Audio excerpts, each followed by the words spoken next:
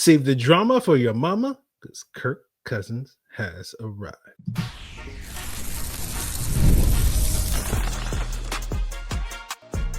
You are Locked On Falcons, your daily Atlanta Falcons podcast.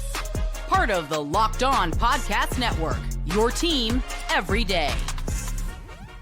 Well, welcome back, everyone, to another illustrious episode of the Locked On Falcons podcast, your daily Atlanta Falcons podcast, part of Locked On Podcast Network, your team every day. And today's episode is brought to you by FanDuel. Right now, new customers can get $200 in bonus bets when your first $5 bet wins. So, if you do not know me, I'm your very humble host, Aaron Freeman, a.k.a. Mr. Drew, a.k.a. the Jolly Green Giant, a.k.a. Mr. a.k.a. I've been covering the Atlanta Falcons for almost 2 decades, formerly at falcfans.com, RIP. Been podcasting for over a decade, and I appreciate each and every one of you that whether you were that one person listening to the podcast way back in 2011 or you're one of the thousands of people listening to this podcast in 2025, I appreciate each and every one of you that is an everydayer. That means you make this podcast your first listen each and every day, and all you got to do to become an everyday subscriber, follow for free on YouTube or wherever you listen to podcasts. So today's episode, we are joined by none other than Tre'Shon Diaz of the Falcoholic. We're going to be talking about Atlanta potentially being a landing spot for Jaire Alexander, how Jessie Bates' future is going to play out over the next couple of years and the potential ramifications of that. We'll give Zac Robinson some love here on this illustrious podcast, potentially. But we got to start with the drama or lack thereof with the first of 2 days of mandatory minicamp. People wondered if Kirk Cousins was going to show up. Tre'Shon, Kirk did indeed show up. All the Falcons players were in attendance, minus veteran D-tackle Morgan Fox, who was excused for personal reasons. But was there any concern whatsoever in your eyes, Tre'Shon, of Kirk not showing up for mandatory minicamp? No concern, because Kirk is he's elite at cashing the check. He is the best bag getter of this generation. So we're not going to mess with the money, all right? And it's mandatory. Kirk's going to be there. He's going to be all business. You know, we save the shenanigans for the off season, but when it's time to show up to work, Kirk's going to show up to work. Now, another player that is in attendance for mandatory minicamp but will not be participating in the practices due to injuries and not any other nefarious reasons, despite what you may see on Twitter and other places, is Kyle Pitts. And, you know, Trey, it feels like you and I are sort of alternating who's driving versus who's in the front seat of the passenger side of the Kyle Pitts is still a very valuable asset bandwagon within this fan base. So I'm curious to pick your brain on all the sort of trade drama, or, you know, again, it feels like it's manufactured, that has been going on over the last couple of weeks with Kyle Pitts, but also ask you, you know, since we're driving this bus, what is your level of confidence that we, by the end of this season, will be able to tell people that I told you so when it came to Kyle Pitts actually being a valuable asset for this Falcons offense? I'm probably like, out of 10, I'm probably saying like a 6.5 right now. Probably like a 6.5 right now. Okay, that's fair. I'm in a similar boat. I'm not all the way to the moon, but I'm like, you know, it's like there's a chance. But we'll talk about, you know, the person who might facilitate that later in the episode. But I'm curious, sort of, where's your assessment of the Kyle Pitts saga as we stand here today in June 10th, 2025? Yeah, so, you know, I don't think we're anywhere different than we were a month ago, 2 months ago. You know, teams might have called about Kyle. They probably did, because they see what we see, Aaron. They see this guy who has, you know, a real skill set that very few players have in the NFL. He's able to, you know, attack the deep third of the field. He's able to get vertical. He's able to create opportunities for others. And so I wouldn't be surprised if teams are calling to see, like, hey, you know, you use this guy more next year. You want to, you know, do a little day 3, day 2 pick trade, something like that. But, you know, at the end of the day, I think the Falcons feel committed to Pitts. They, you know, he got his 5th year. He's going to get paid a good amount of money this year. And I think that they're, you know, I think their ultimate goal is to get the most out of him that they can for 2025. And, you know, whatever happens beyond that, I think, you know, that's that's for Terry and then to deal with in terms of his future beyond 2025. But I don't really feel like we're in a very different place than we were at any other point this offseason. Yeah, I mean, if I'm putting it on a 10-point scale of confidence that Kyle Pitts is going to still be here in 2026, I'm at a 1 at this point in time. But again, we'll cross that bridge when we get to it.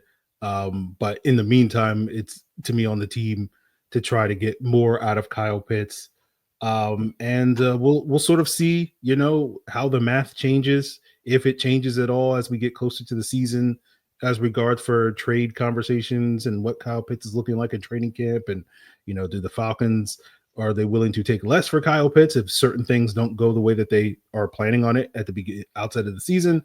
Or, teams are a little bit more willing to, hey, you're actually getting more out of this player, but we know you're not going to pay him. So let's up our offer in terms of a trade at the trade deadline or something like that. So I'm sure this will not be the only or last time that we talk about the possibility of trading Kyle Pitts, but I do agree with you. It does feel like the Falcons' first priority is just trying to maximize him this upcoming season. And the guy that is arguably primarily responsible for doing that is Zac Robinson. And as probably the biggest Zac Robinson critic, in the continental United States, we got to counterbalance this thing as someone who has been a vocal defender of Zac Robinson, despite all my criticisms. And so we'll do that as we continue today's Locked On Falcons.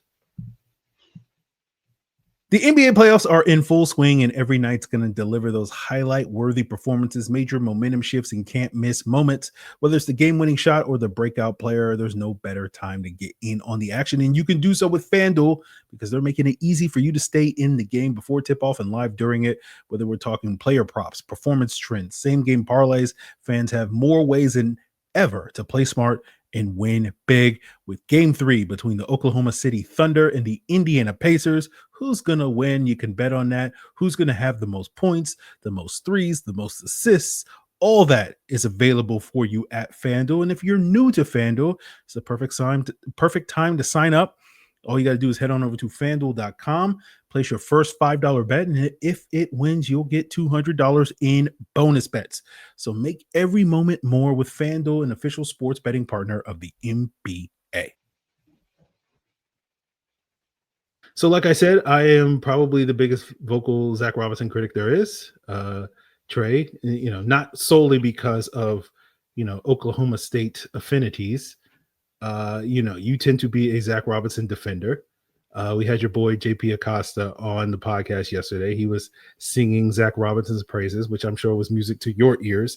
So, I'll give you the floor to sort of keep the momentum going and talk about some of the things that you like about Zac Robinson, what, all the haters like myself get wrong about Zac Robinson, some of the things that maybe we're underrating about Zac Robinson. This is your space, and please feel free to roam the space when it comes to giving that love to Zac Robinson here on this podcast, because I don't know how many more opportunities there will be, at least until the season starts and we actually see, the results on the football field.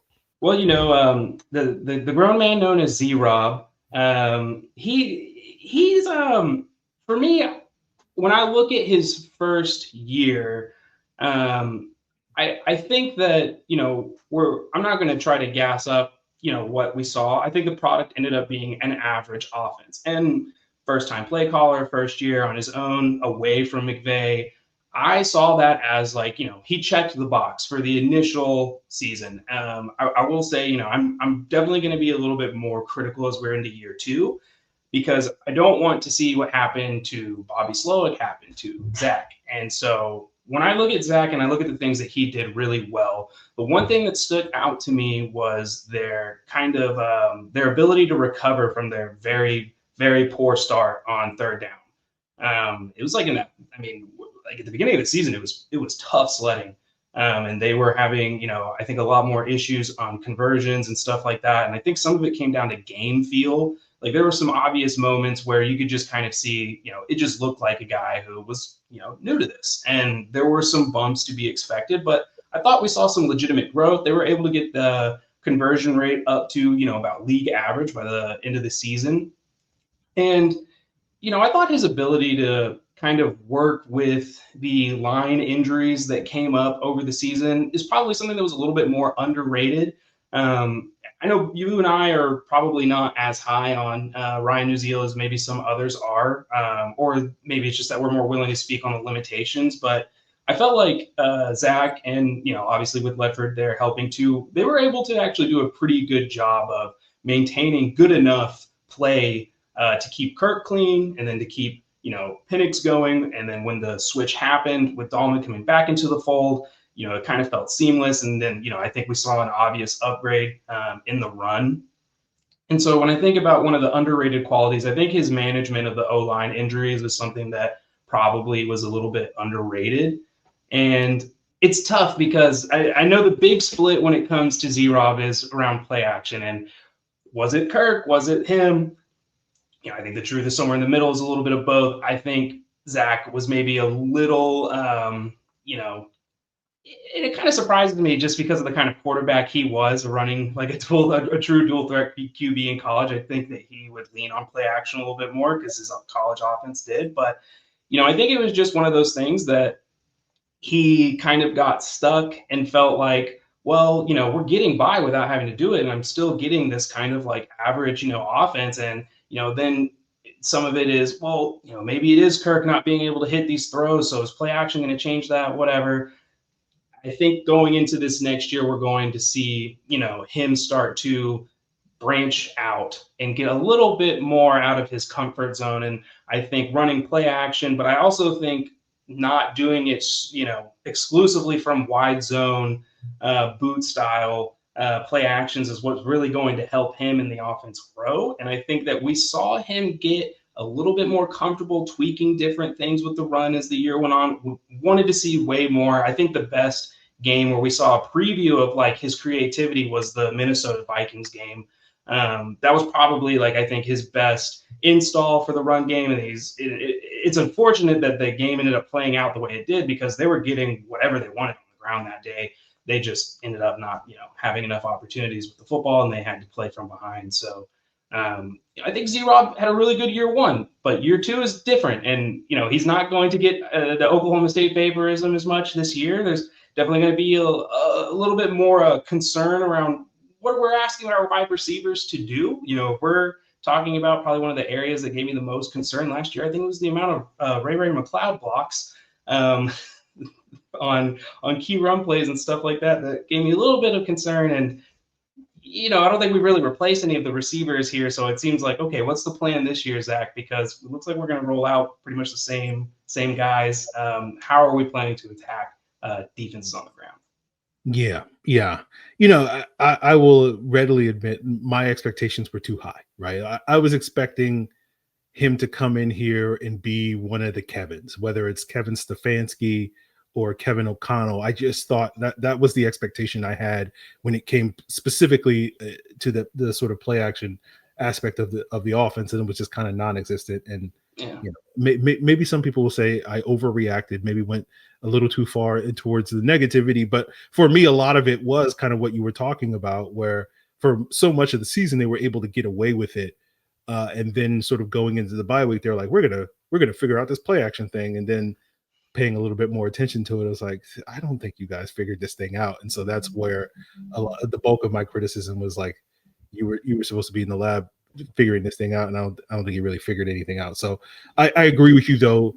There was enough, I think, flashes of diversifying the run game, some positive play action developments in the back half of the season that often overlapped with the games that Michael Penix played, that if you can get more of that, if we can ratchet up that rather than just a couple of flashes here or there, like that's the path where I do think you can get that Kevin-esque sort of output for this Falcons offense, at least as far as the play action goes. But considering the lack of play action, I do think you got me saying positive things about Zac Robinson on this podcast, Trey. So it could mission accomplished.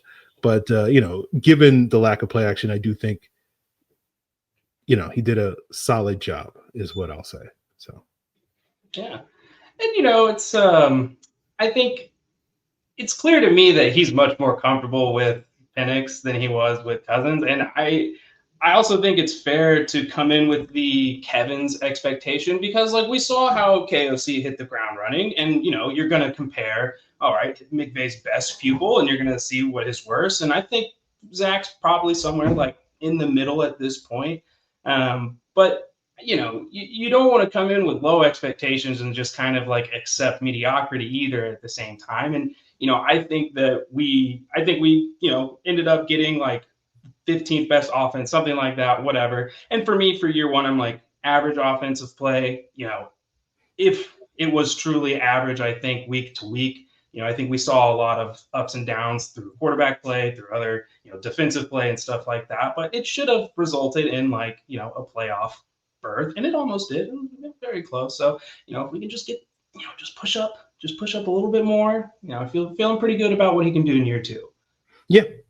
And speaking of pushing up a little bit more, we'll see what the offense delivers, but the Falcons are expecting bigger things from their defense, and potentially one of the avenues that they can get more out of their defense is upgrading that outside cornerback spot. And Jaire Alexander is out there available, but Trey, I feel like you have a very unique perspective, relatively speaking, on whether or not the Falcons should pursue Jaire Alexander, and we'll break that down as we wrap up today's Locked On Falcons. Now say goodbye to sticky notes, scribble plans on the fridge, and overlapping calendar invites. The Skylight calendar is here to bring clarity to the chaos and help families stay organized without the stress.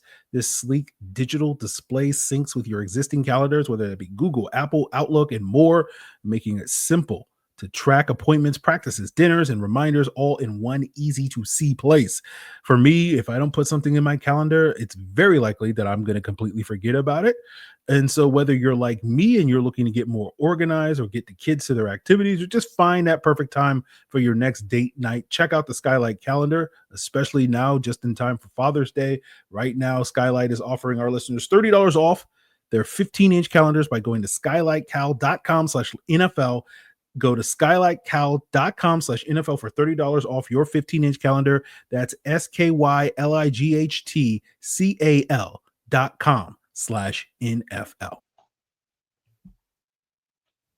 So Trey, I've seen the tweets, and it seems like you're under the impression that the Falcons pursuing Jaire Alexander makes no sense. So I'll give you the floor to explain where's your position on Jaire Alexander's potential fit in future in Atlanta. Yeah, so I would say I guess everybody else's reaction caught me off guard. I was a little bit surprised to kind of see like this, like, oh yeah, let's jump in and do it. Jaire is he just doesn't play football. That's kind of like the biggest issue with adding somebody that people are like, all right, and then we're just gonna plug him in at CB2 and we're gonna rely on him. He's missed 50% of games over the last 4 years, 20 games the last 2 years. He has kind of been a little bit of a headache in the locker room. I'm not sure how, close, people have paid attention to the situation as it goes on, but, there were some situations last year where, the medical staff is saying, oh no, he's healthy, he's good to go. And then Jaire's in his locker in street clothes and he's like, no, I'm not.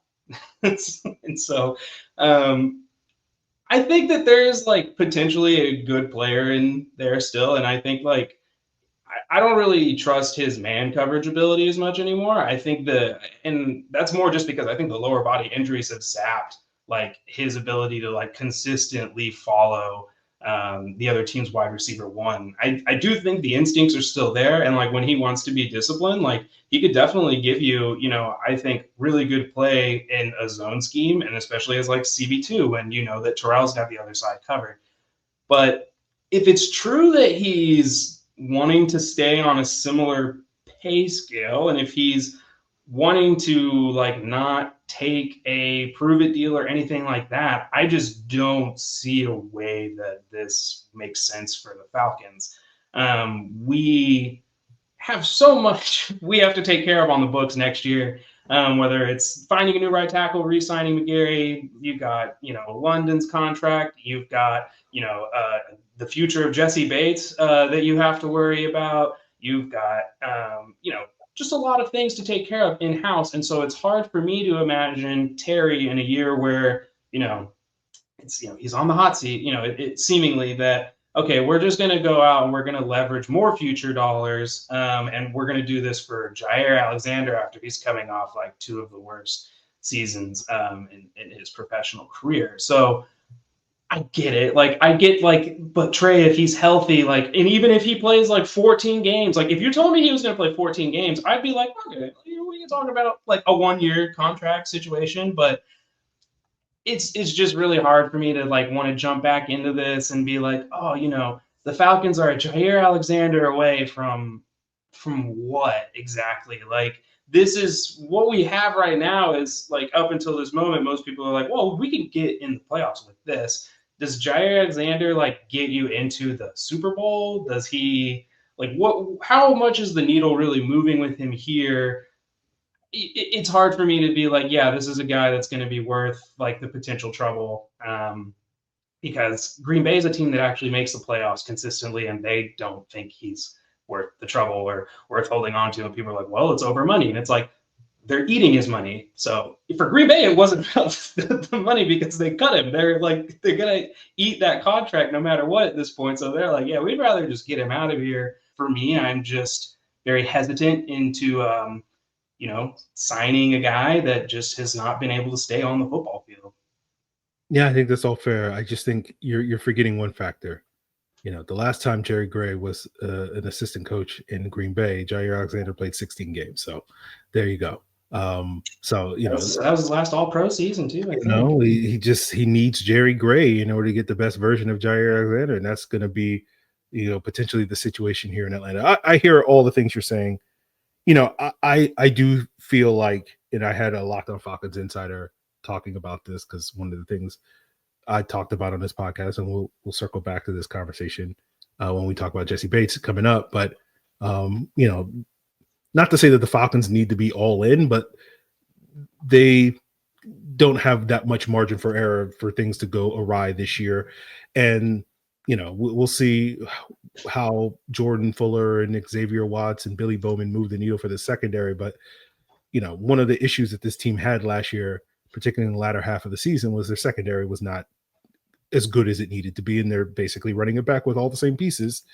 And you want to see, I know a lot of people think Kobe Bryant is going to be the answer to the Falcons' quarterback issues, but I happen to be a little skeptical of that. And so you want to see something that moves the needle in that cornerback room, and I think adding a Jaire Alexander potentially does that.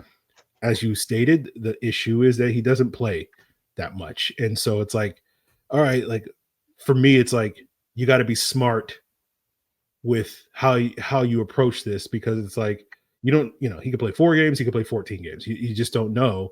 Yeah. And so like, when you look at sort of his price tag, as you mentioned, like he's gotten comfortable making $20 million over the last couple of years, but he's only playing less than like 40% of the snaps over the last couple of years.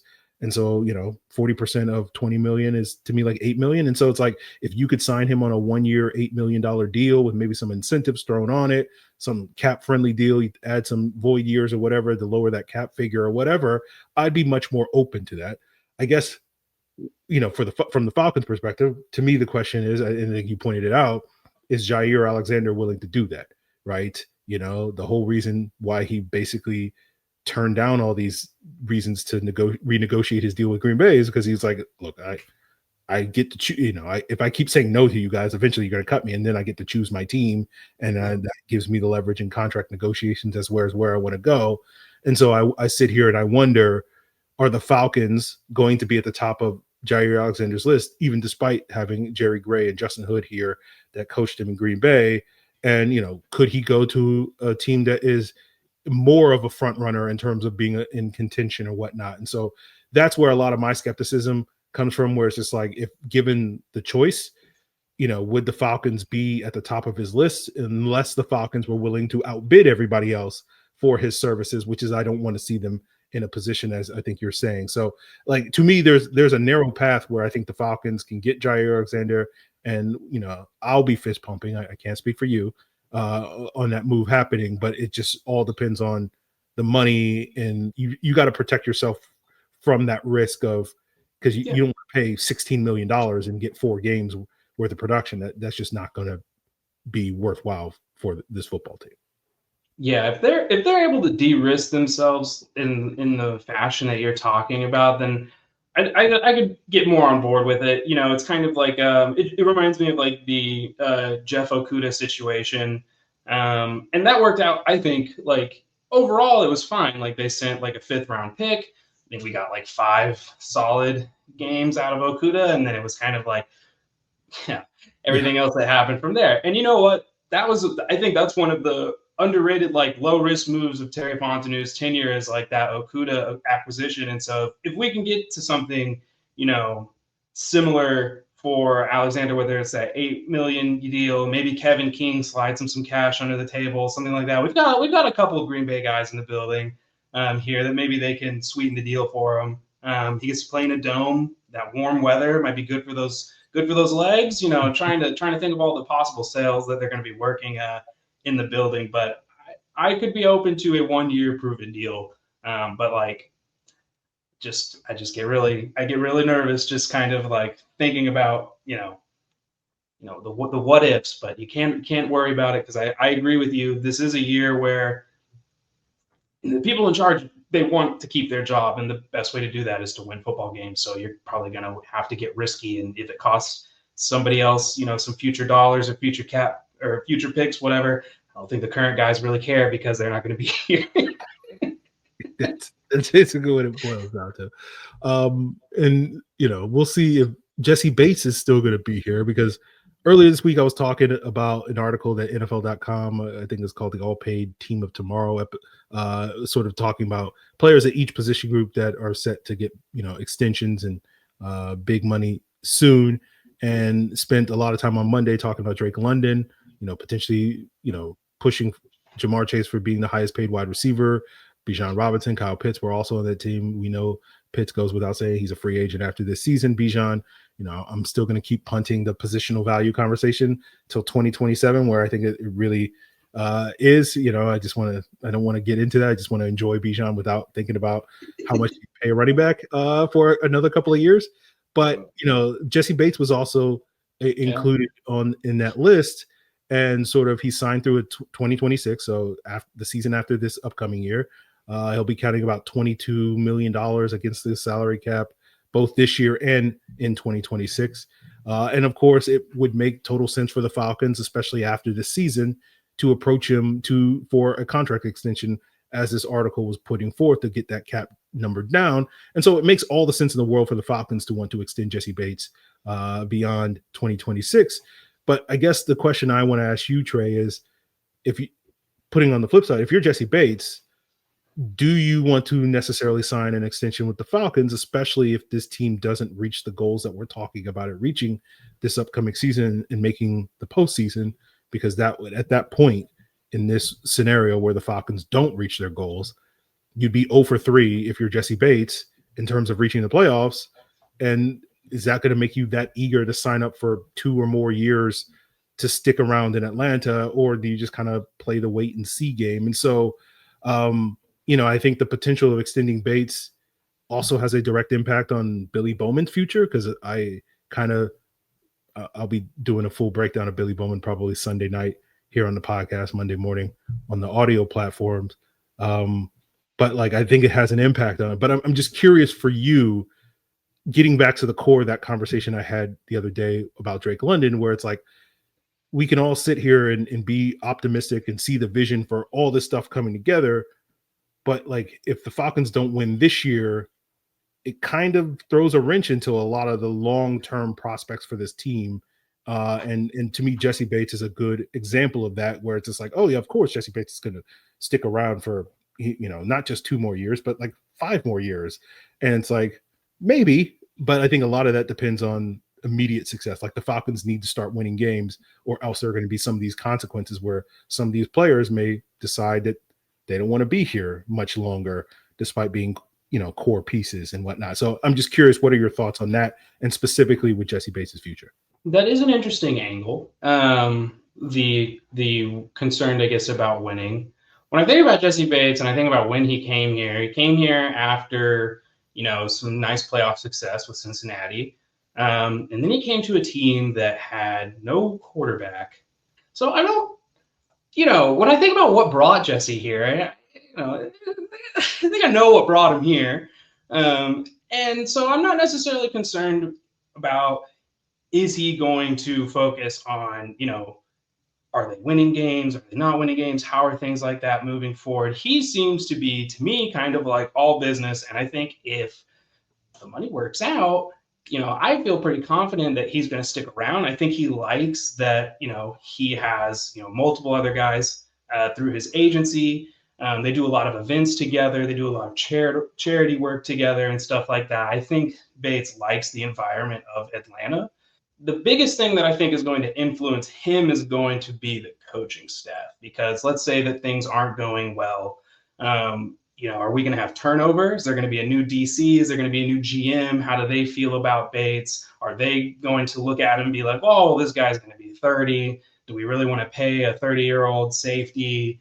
I don't know what Bates is going to be worth at this point, but if his play doesn't drop, it's going to be hard for, I don't really necessarily know if we're going to be able to get him on a deal per se. He'll probably get one more decent sized contract out of us or whoever decides to bring him. And so I think if Bates isn't back, and I think if his future is in jeopardy, it's going to be more about somebody else is driving the bus. And it's not necessarily going to be Terry and co.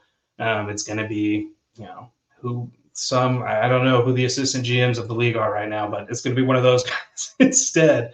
Who knows? But in terms of his future here in Atlanta, I actually feel pretty good about it. I think that he's like on track to be a one of those rare Falcons for life guys. And maybe we'll see him in a podcast 10 years from now talking about what went right and what went wrong with this specific era of Falcons football. But that is for a later day. Yeah, I'm not going to touch that one, but I do think you bring up an interesting point.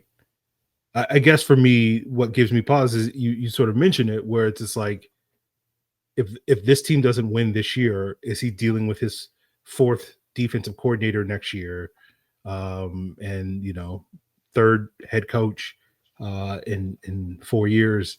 I just, you're right in the sense of like, clearly he wasn't necessarily signing with a Super Bowl team when he first got here to Atlanta, but the general perception, I know maybe you may push against this, but the general perception was the Falcons were on the upswing at that point in time. So I think, just like Calais Campbell, he was buying what Arthur Smith and company were selling at that point in time. And so, now the reality has hit. And so like, I just feel like with a lot of these pieces, if this team doesn't get results, and again, I think you're nailing it in the sense of, with a different power structure in here that will view a lot of these players that we're all sitting here, whether it's the Drake Londons and the Bijan Robinsons, the Jessie Bateses, and in this rookie class, we view them currently one way, but who knows if the current people that are running this organization are not here anymore, if their replacements are going to view them in the same way. And I just think there's the potential for a little bit more chaos and volatility in the Falcons' long-term prospects with some of these players that I think you're right in the sense of the vibes right now seem like, oh, this guy's a natural player to be a Falcon for life. But, if they don't get results, then I don't know how likely that's going to be. But that's sort of how I see it. That's my doom and gloom sort of perspective on things. But, I know things are so positive here in Atlanta because Kirk showed up. I mean, so what is there to be down on this Falcon team? But any sort of parting thoughts, Trey, before we get out of here? Yeah, I do think it's interesting you mentioned it, and I would agree that with Bates's departure, it could have a pretty dramatic effect on the safety, on the plan they have for both of the safeties they just drafted. But I think especially Billy Bowman, because he's somebody that I really do think it's dependent on whoever is his DC, how they feel about him in terms of what he can or can't do, where he's best to be.